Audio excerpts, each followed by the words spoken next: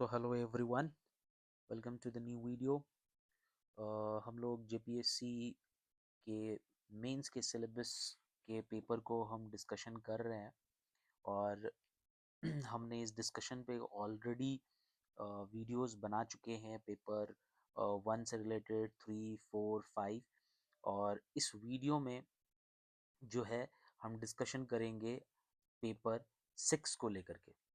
और पेपर 6 को लेकर के हम इसमें डिस्कशन करने जा रहे हैं और आप सबको दिखाएंगे कि पेपर 6 का कैसे कैसे सारा कुछ हम लोगों को करना है। ओके। सो शुरुआत हम लोग करते हैं। ओके, चलिए।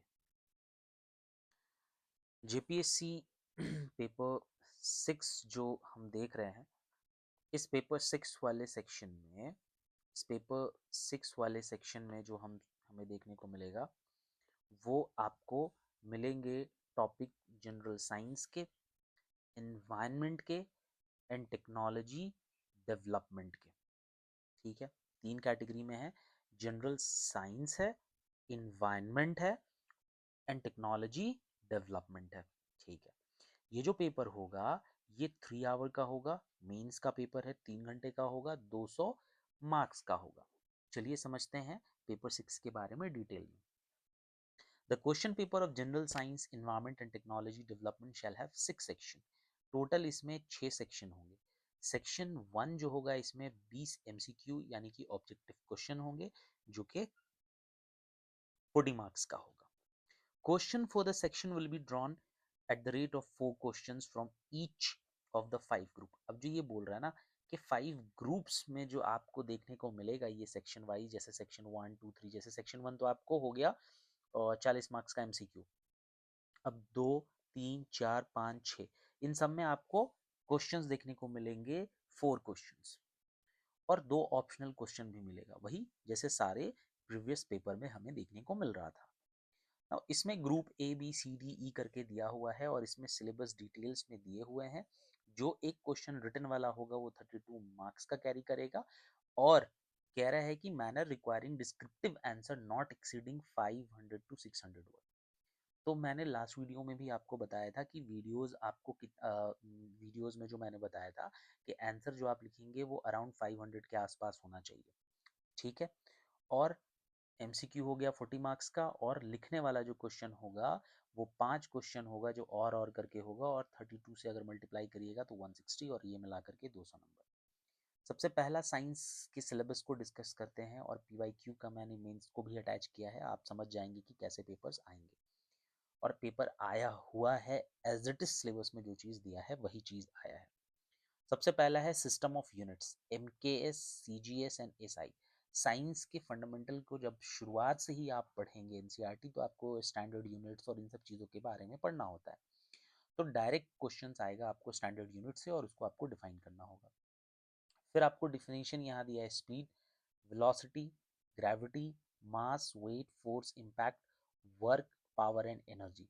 इन सब के ऊपर में से हो सकता है किसी एक टॉपिक को उठा करके मेंस में क्वेश्चन पूछ दे, फोर्स को उठा करके पूछ दे, वेलोसिटी को लेकर के क्वेश्चन पूछ दे।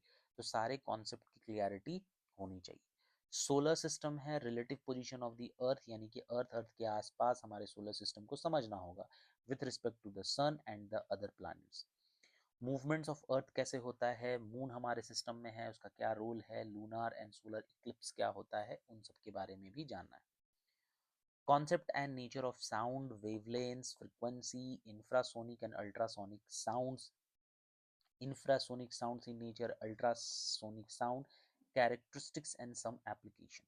अब जो साउंड होता है वो साउंड जानना है, वेवलेंस के बारे में जानना है, फ्रीक्वेंसी क्या होता है, वेवलेंस, फ्रीक्वेंसी।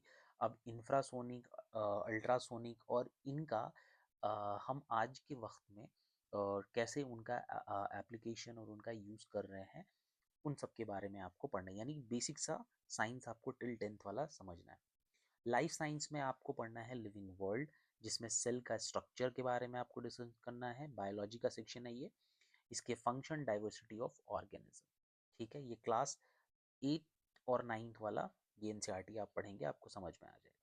बायोमोलिक्यूल्स में आपको structure and function of the carbohydrates, कैसे कार्बोहाइड्रेट्स फंक्शन करता है, प्रोटीन और फैट्स कैसे काम करते हैं, विटामिन और डिफिशियंसी क्या होता है, डिजीज क्या होते हैं, प्रीलिम्स में यहीं से सवाल देखने को मिलता है, एंजाइम्स क्या होते हैं, हार्मोन क्या होते हैं, प्लांट और ग्रोथ हार्मोन्स क्या होते हैं, एनिमल्स में हार्मोन्स होते हैं वो कौन से होते हैं, उनके फंक्शंस क्या है, ठीक है।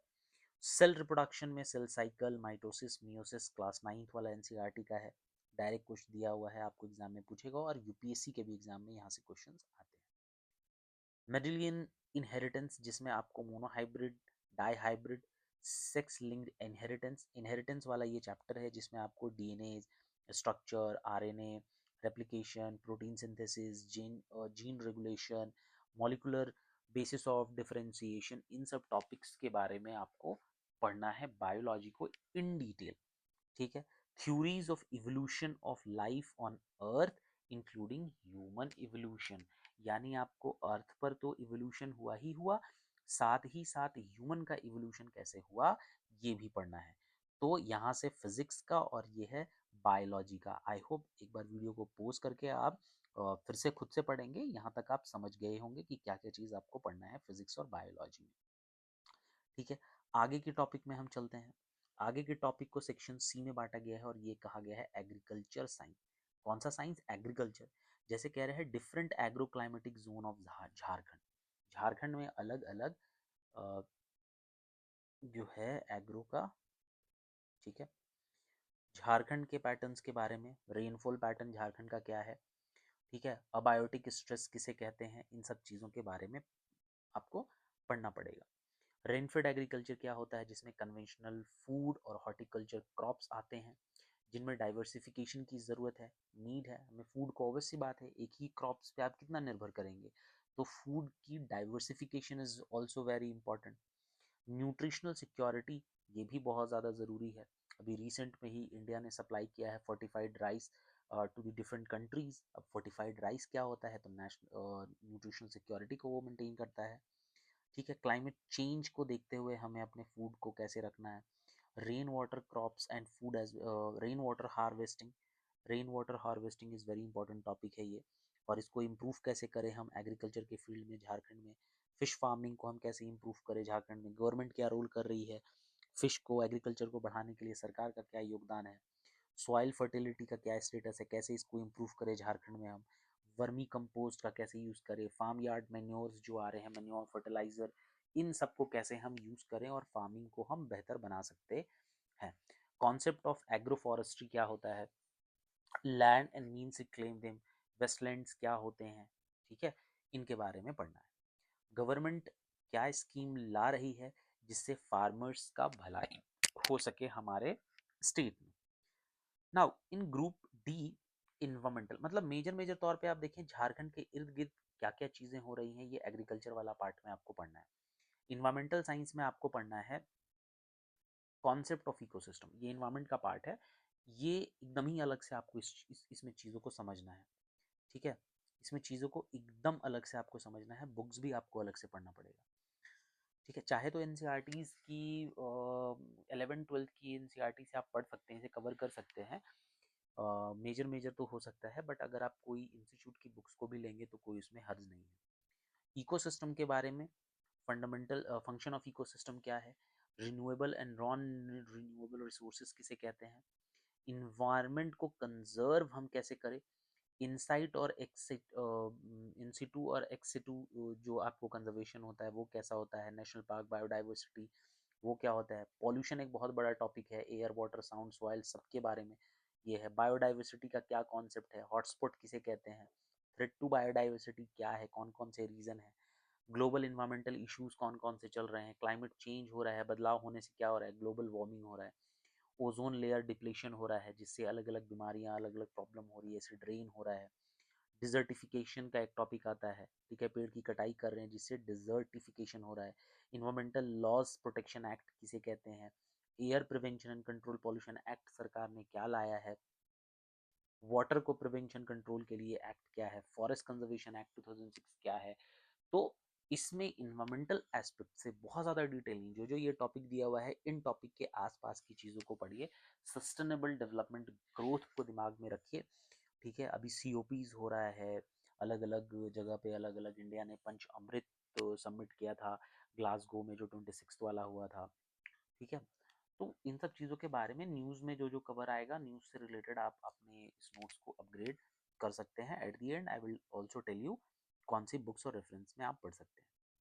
ई ग्रुप में आपको साइंस एंड टेक्नोलॉजिकल डेवलपमेंट के बारे में पढ़ना होगा। जैसे साइंस एंड टेक्नोलॉजी के फील्ड में हमारी कंट्री में क्या हो रहा है, इसरो से रिलेटेड टॉपिक भी आ जाएगा।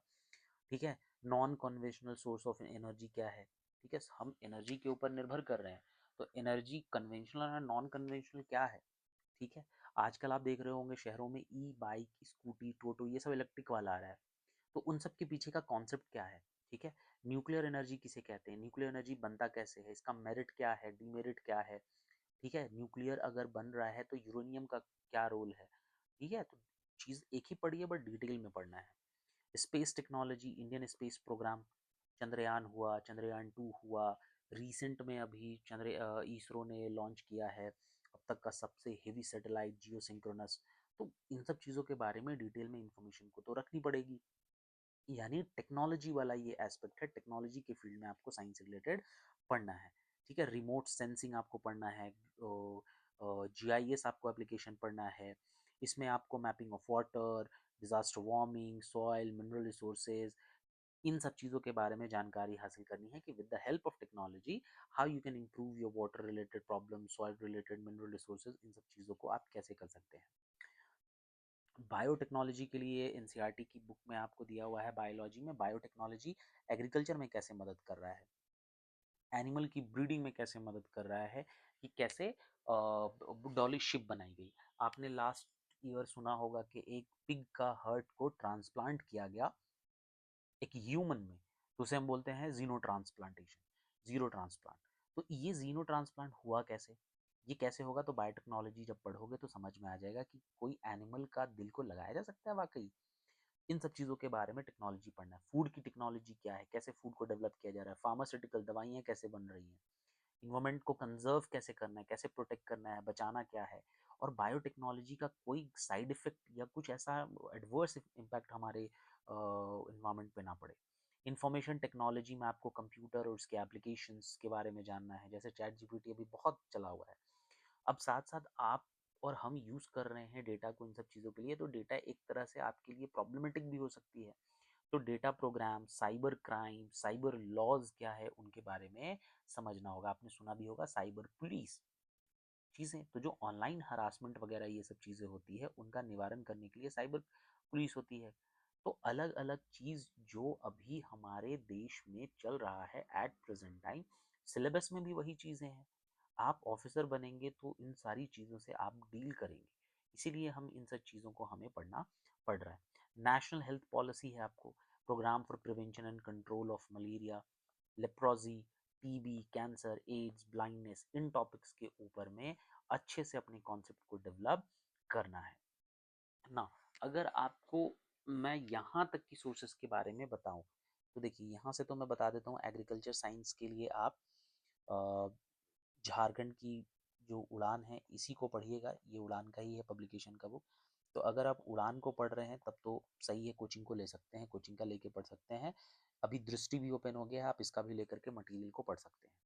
इन्वायरमेंट के लिए आप पढ़ सकते हैं, एनसीईआरटी से शुरुआत करिए, एक बार बेस को डेवलप कर लीजिए। बेस आपने पढ़ लिया, बेस के बाद पहला ये है, अगर आप कोई कोचिंग कर रहे हैं तो कोचिंग के मटेरियल्स को एक बार अच्छे से पढ़िए।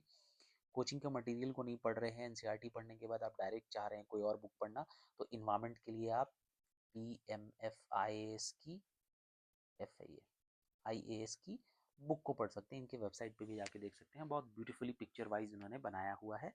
ठीक है, साइंस एंड टेक्नोलॉजी सबसे ऐसा टॉपिक है ना कि बहुत चीज़ें आपको नहीं मिलेगी। तो यूपीएससी लेवल के लिए अगर आपको तैयारी, तो आप एक काम करिए, इसके लिए बहुत सारी चीज़ें आपको समझनी पड़ेगी। आपको नोट्स मिल जाएगा बट समझाने के लिए कुछ ना कुछ टीचर्स की रिक्वायरमेंट पड़ेगी आपको। अगर आप कहीं कोई चीज़ कोचिंग में या किसी और का नोट्स ले रहे हैं, दोस्त का नोट्स ले रहे हैं, तो थोड़ा समझने में मुश्किल होगा, बट मैं बोलूँगा कि कोशिश करिए ऑनलाइन चीज़ों को पढ़ने की। यूट्यूब वगैरह का सोर्स लीजिए, यूट्यूब को सोर्स लेकर के पढ़िए, नोट्स को बना करके रख लीजिए, जैसे दृष्टि का नोट्स रख लीजिए। नेक्स्ट आईएएस का हो गया, नेक्स्ट आईएएस का आपको नोट्स मिल जाएगा। अगर दिल्ली में कोई दोस्त है तो वहाँ ले लीजिए, या उनके वेबसाइट्स वगैरह पे भी आजकल अवेलेबल है, या टेलीग्राम तो सबसे बेस्ट है। अगर आप टेलीग्राम पे हैं तो भी वहाँ से जाकर के डाउनलोड कर सकते हैं मटेरियल वगैरह, इन सब चीज़ों को।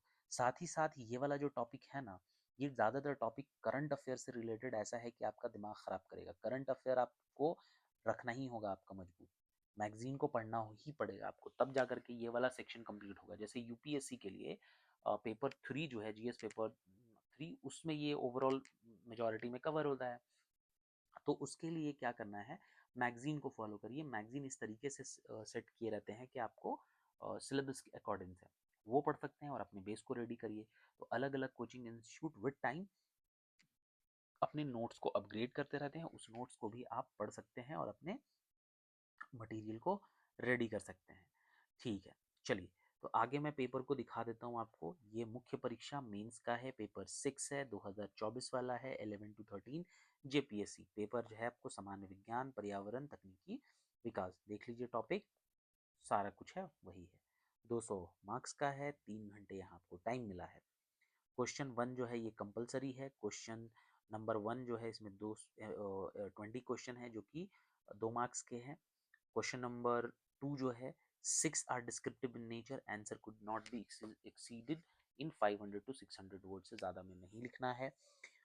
2 जो क्वेश्चन नंबर 2 है ये 6 आर इक्वल वैल्यूइंग 32, यहाँ पे भी मार्क्स का आपको दिया हुआ है। अब मैं आपको क्वेश्चंस पर डायरेक्ट लाता हूँ और दिखाने की कोशिश करता हूँ, ठीक है। क्वेश्चन को पढ़ने के बाद एक बार फिर से मैं बता दूंगा सोर्सेस पढ़ने के लिए। क्वेश्चन को पढ़ लीजिए, यहाँ पर आप देख सकते हैं। वीडियो को पॉज करिए, क्वेश्चंस को पढ़ना शुरू करिए। पढ़ पढ़ के आप क्वेश्चन को बना सकते हैं, अगर आपसे बनता है तो कोशिश करिए बनाने का। आई होप कि क्वेश्चन पढ़ने के बाद आपको क्लियर होगा कि एनसीईआरटी बुक जो आपको क्लास 6 से लेकर के पढ़नी है, 6 से लेकर के 10 तक तो शुरुआत ही करना है, ठीक है। एनसीईआरटी की साइंस वाली बुक क्लास 6 से शुरू कर दो। क्लास 6 से इसलिए बोल रहा हूँ क्योंकि क्लास 6 के एनसीईआरटी की कई क्वेश्चंस जो है डायरेक्ट एग्जाम में आते हैं। क्लास 7 के बुक से जेपीएससी में क्वेश्चन आया हुआ है, तो डायरेक्ट बुक से वो पूछ रहे हैं, तो हम क्यों नहीं पढ़ सकते हैं। बट करना ये है कि उसको मल्टीपल टाइम पढ़ना है, एक बार पढ़ के किताब को रख नहीं देना है। आपको एक महीने में टारगेट लेके अगर आपने 6, 7, 8, 9, 10 पढ़ लिया एक महीने में, 10 दिन के बाद फिर से उसी टॉपिक को फिर से पढ़ो। अब नोट्स बनाओ। अगर आपको इतना भी आपको लग रहा है कि हम नहीं करना है, तो अरिहंत की, आई थिंक अरिहंत की आती है एक बुक जो एनसीईआरटी नोट्स के फॉर्म में है, उसको वन लाइनर फॉर्म में पढ़ लो। चैप्टर वाइज इंपॉर्टेंट इंपॉर्टेंट दिया हुआ है, किताब से ही पढ़ सकते हो, तो वो भी बहुत इंपॉर्टेंट है, उसको भी पढ़ के जा सकते हो। अब हालांकि हम लोग मेंस की तैयारी कर रहे हैं, तो मेंस के लिए आपको लिखना पड़ेगा। लिखना मतलब कि 500 वर्ड लिखना है। अगर मैं अभी आपको दे दूं, आप 50 शब्द नहीं लिख पाओगे। अगर मैं आपको दे दूं फोटोसिंथेसिस के ऊपर, तो 50 शब्द लिखने में आपकी हालत ख़राब हो जाएगी, तो वहाँ 500 वर्ड आपको लिखना है। तो कैसे चीज़ों को हैंडल करना है, इसके लिए नोट्स बनाना बहुत ज़रूरी है पर्टिकुलर टॉपिक पर। अब एग्ज़ाम में ज़रूरी थोड़ी है कि जो चीज़ आपने कॉपी में लिखी वही आया। आपको अपने पर्सपेक्टिव को ब्रॉड रखना होगा। जो चीज़ें पूछी गई एग्ज़ाम में, उस बात को कहना होगा। एग्ज़ाम में फॉर एग्ज़ाम्पल, उदाहरण के तौर पर आपसे मैं पूछ लूँ क्वेश्चन कि चंद्रयान 3 के ऊपर में ये सवाल पूछते हैं कि चंद्रयान 3 में क्या क्या टेक्नोलॉजी यूज़ किया गया, और इसके ऊपर में आपको बताना है। अब आप चंद्रयान 3 के बारे में बताए जा रहे हो, ये चांद पे गए थे, यहाँ किया हमने, ये किया, ये ऐसे ऐसे। मेन टेक्नोलॉजी जो यूज़ हुआ उसके बारे में आप बात ही नहीं कर रहे हो। एग्ज़ाम में सवाल पूछ रहा है कि मेन टेक्नोलॉजी क्या यूज़ हुआ, और रोवर और ये जो चीज़ें वहाँ गई, वो जाकर के उनका एप्लीकेशन क्या है, वो क्या काम करेंगे, वो बता ही नहीं रहे हो आप, बस आप कहानी घुमा रहे हो। तो एग्ज़ाम में घूम फिर करके 32 में से आपको 10 नंबर 12 नंबर मिलेगा, ठीक है। तो वैसा नहीं करना है, टू दी पॉइंट आंसर को करना है। जो चीज़ पूछा गया है उसी के अकॉर्डिंग हमें सवाल का जवाब देना है। आई होप आपने क्वेश्चंस को देख लिया होगा, ठीक है। फिजिकल क्वांटिटी के बारे में फिर से पूछा है, जो हमारे सिलेबस में है वही पूछा है। सीजीएस मात्रक के बारे में पूछा है, ठीक है। Unit of mass, length, time, double, इन सब के बारे में जो सिलेबस में है। मैं बस बता नहीं रहा हूँ आपको, क्वेश्चंस का डिस्कशन नहीं कर रहा, मैं बस दिखा रहा हूँ कि सिलेबस में जो दिया है क्या वाकई एग्जाम में वही पूछा है। हाँ, पूछा वही है। यूनिवर्सल ग्रेविटेशन टॉपिक था, हाँ था। जी आया कांस्टेंट वहीं से था। जीन लोकेटेड, जीन टॉपिक है हमारा, क्रोमोसोम से रिलेटेड बायो का पार्ट, फिर से mitochondria at the store house of the, फिर से हमारा सिलेबस का ही पार्ट है। पैनक्रियास सिक्रीट्स, एकदम इजी सा क्वेश्चन है, आपको हार्मोन्स टॉपिक था, हार्मोन से ही क्वेश्चन पूछा है। स्टेरॉयड हार्मोन, फिर से आ गया हार्मोन। कृषि विज्ञान केंद्र सिचुएटेड एट, अब ये एग्रीकल्चर वाला पोर्शन है, एग्रीकल्चर हमने पढ़ा, वो आपको यहाँ पे दिया हुआ है। विच of the following is rain water harvesting, syllabus से पूछा है रेन वाटर हार्वेस्टिंग। अगर आपने रेन वाटर हार्वेस्टिंग अच्छे से पढ़ लिया तो रेन वाटर हार्वेस्टिंग से रिलेटेड क्वेश्चन में आप इसको आराम से बना लेंगे। समझ में आया कैसे कैसे क्वेश्चन आपसे पूछ रहा है। जो सिलेबस में एक बार रेडी कर लिया उससे बाहर नहीं आएगा। 20 में से हो सकता है एक क्वेश्चन पूछ दे अलग से, 2 क्वेश्चन पूछ दे, बट 18 क्वेश्चन तो बनेंगे सिलेबस के अकॉर्डिंग। व्हाट इज और are the use of neem tree, neem tree का यूज हम क्यों करेंगे, फिर से ही फर्टिलाइजर, मैन्योर और इन सब चीज़ों में आ गया। Which of the following type of soil आ गया यहाँ पे। Lime is generally use in enhanced agriculture product, agriculture का part. Air prevention control, last में ही अभी सिलेबस में मैंने दिखाया, एयर वाटर एक्ट के बारे में बात किया गया है, ठीक है। तो डायरेक्ट फैक्चुअल क्वेश्चन है, ठीक है। ओजोन टॉपिक का क्वेश्चन है, ओजोन पूछ लिया। डिफॉरेस्ट्रेशन, डिफॉरेस्ट्रेशन टॉपिक है, अभी डिजर्टिफिकेशन आपको सिलेबस से मैंने दिखाया। Energy first, energy, energy topic था, एनर्जी से पूछा है conventional and non conventional, energy आपको पढ़ना ही पड़ेगा। कन्वेंशनल दिया हुआ है, नॉन कन्वेंशनल अगर सिलेबस में दिया है तो ऑब्वियस सी बात एनर्जी की बात हो रही है, तो सबसे पहले एनर्जी को तो आप पढ़ेंगे ना टॉपिक में, जब आप डिस्कशन करेंगे तो आपके पास एनर्जी का नोट्स होना चाहिए। फिर कन्वेंशनल होगा, नॉन कन्वेंशनल होगा, वो अलग चीज़ है, वो तो सब टॉपिक है, बट एनर्जी ही तो मेन टॉपिक है।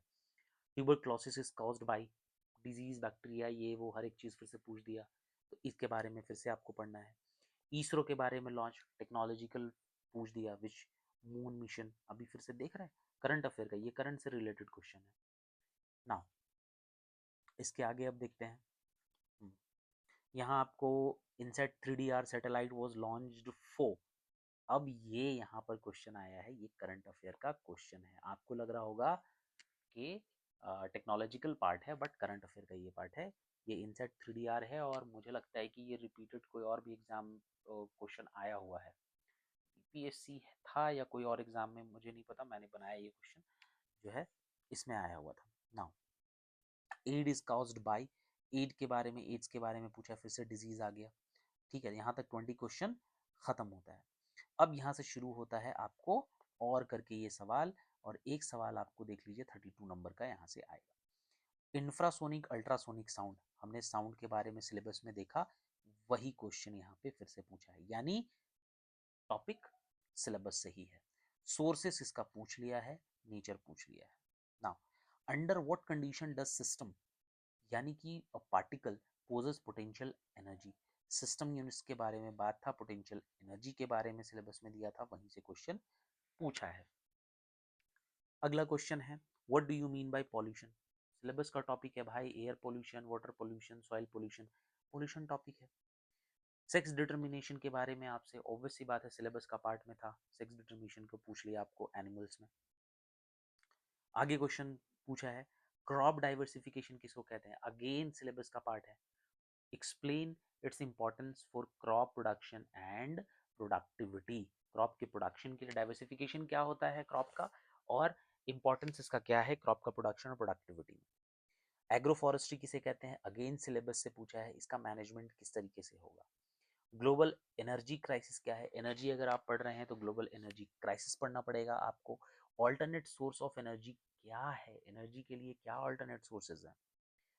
What do you mean by ecological pyramids, obvious सी बात है आप एनवायरमेंट पढ़ रहे हो और पिरामिड्स ना पढ़ो, ऐसा हो ही नहीं सकता है। तो इकोलॉजी आपका कॉन्सेप्ट है, इकोलॉजी से आपसे क्वेश्चन पूछ दिया है और उसके टाइप्स पूछे हैं। 32 नंबर आप बता दो, इकोलॉजिकल, इकोलॉजी क्या होता है, इकोलॉजी पिरामिड्स किसे कहते हैं, कितने प्रकार के होते हैं, पिक्चर्स बना करके समझा दो। सैटेलाइट किसे कहते हैं, अगेन टेक्नोलॉजिकल पार्ट, सैटेलाइट क्या होता है, कितने प्रकार के होते हैं, इनमें एप्लीकेशन क्या होते हैं, डिफरेंट डिफरेंट टाइप्स के कैसे होते हैं, और इनका पर्पस क्या होता है। What is mean by conventional and non conventional sources of energy, again energy, और देख रहे हैं 2024 जो है एनर्जी पे कितना फोकस किया हुआ है। तो इन सब का मोटिवेशन क्वेश्चन का रहता है, पता है क्या, ये करंट को ये सोर्स बना करके एग्जाम में क्वेश्चन पूछा जाता है। करंट में क्या चल रहा है पिछले 1-2 साल में, क्या टॉपिक सिलेबस से रिलेटेड जो रहा है, जो बहुत न्यूज़ में रहा, वही चीज़ को ये पूछ देंगे। ठीक है, तो सिलेबस आप पढ़िए, तैयारी एकदम जोरदार रखिए, मस्त तरीके से रखिए, आपका कैसे नहीं होगा। ठीक है, ये तो आपके ऊपर निर्भर करता है। फिर से मैं बता देता हूँ आपको क्या क्या पढ़ने के लिए है। तो भाई एक बार समझ लो कि क्या पढ़ने के लिए आपको पढ़ना है। सबसे पहले आपको NCERT की बुक, NCERT आपको बुक पढ़नी है। कब से भाई? तो 6th क्लास से लेकर के 10th को पहले पढ़ लो, 6 से 10th को पढ़ लो। दूसरा, इस पेपर की तैयारी करने के लिए आप चाहो तो कोचिंग के मटेरियल को ले लो, आप कोचिंग के मटेरियल से ही पढ़ लो। अगर आप कहीं तैयारी कर लिए हो, आपके भाई बंधु दोस्त कहीं से कर रहे हैं, तो उनके मटेरियल को ले लो और यूट्यूब वगैरह पे सर्च कर करके देख देख के वीडियो को पढ़ सकते हो। ठीक है, टेलीग्राम पर भी इन सब चीज़ों पे आपको कंटेंट मिल जाएगा।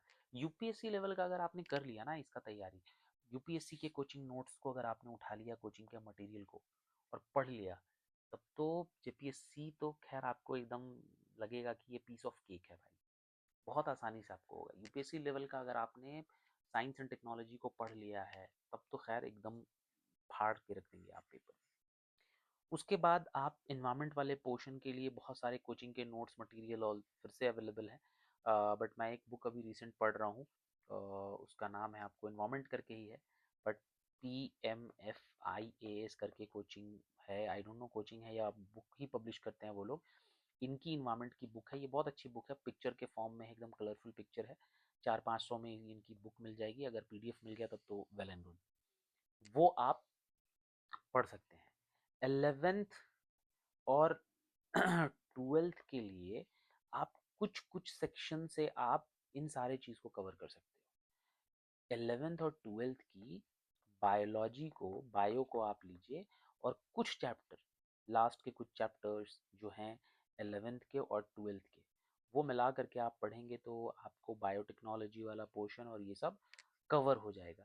रहा आपके पास, पता है क्या, रहा आपके पास टेक वाला, साइंस एंड टेक वाला जो पार्ट है, साइंस एंड टेक वाला पार्ट, इसके लिए आपके पास सोर्स रांची में नहीं मिलेगा, बहुत मुश्किल है। कोचिंग में भी है तो ठीक है, दृष्टि का नया कोचिंग अभी ओपन हुआ है, शायद वो मटेरियल दे, तो आपको हेवनली डिपेंड करना होगा यूपीएससी के कोचिंग मटेरियल पर। यूपीएससी के कोचिंग मटेरियल को पढ़िए भाई, तब आपको पास हो पाएगा। जैसे जेपीएससी का दृष्टि में है, अगर उनका बुक होगा तो वो बुक में पक्का वो देंगे सिलेबस के अकॉर्डिंग, तो आपको वहाँ से मटेरियल से साइंस एंड टेक्नोलॉजी लेना होगा। अब टॉपिक को समझने के लिए न्यूज़पेपर को आप खूब पढ़िए, न्यूज़पेपर को पढ़िए, न्यूज़पेपर में चीज़ें कवर होती हैं। अब आपसे PSLV से सवाल है, अब आप PSLV समझ में ही नहीं आ रहा है, मार्क 3 है आपको समझ में ही नहीं आ रहा है, जियो सिंक्रोनस समझ में ही नहीं आ रहा है, तो पढ़िएगा ये सब चीज़, तभी तो आएगा, एग्जाम में आ रहा है, सिलेबस में अगर दिया हुआ है तो आपको पढ़ना पड़ेगा। तो इन सब चीज़ों को डिटेल में समझाया जाता है। तो साइंस एंड टेक्नोलॉजी के लिए मैं बोलूँगा यूट्यूब के यूपीएससी लेवल के मटेरियल्स को पढ़िए, साइंस एंड टेक आपका डुएबल होगा और इसके साथ साथ में प्रीलिम्स की भी तैयारी बहुत अच्छे से हो जाएगी। सो यहाँ तक ये वीडियो रहा, आपको मैंने मटेरियल्स बता दिया, सिलेबस का डिस्कशन कर लिया, मैंने आपको 2024 का पेपर को भी दिखा दिया।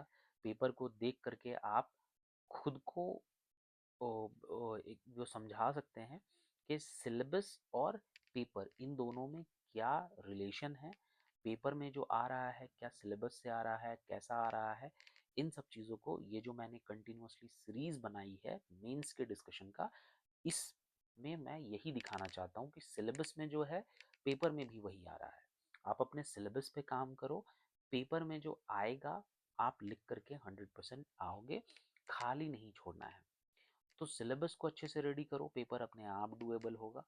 सिलेबस को लोग रेडी करते ही नहीं हैं और पेपर देने जाते हैं, बोलते हैं पेपर बहुत टफ था। पेपर टफ नहीं था, आपने सिलेबस को टाइम पे नहीं किया। सिलेबस को कर भी लिया तो उसको मल्टीपल टाइम रिवीजन करना होगा, अपने कंटेंट को अपग्रेड करना होगा, क्योंकि साइंस ऐसा फील्ड है कि बदलाव हमेशा होते रह रहा है, टेक्नोलॉजिकल डेवलपमेंट होते रह रहे हैं, डिजीज़ आ रही है, वैक्सीन्स का फॉर्मेशन हो रहा है। तो इन सब चीज़ों पे खुद को बी एन अवेयर पर्सन और खुद को अवेयर रखिए, करंट अफेयर तो को अपडेट करते रहिए, न्यूज़पेपर को पढ़ते रहिए, पेपर डुएबल होगा। आई होप वीडियो से कुछ भी आपको अगर इन्फॉर्मेटिव लगी हो तो आप वीडियो को लाइक करें, शेयर करें और do comment on this video.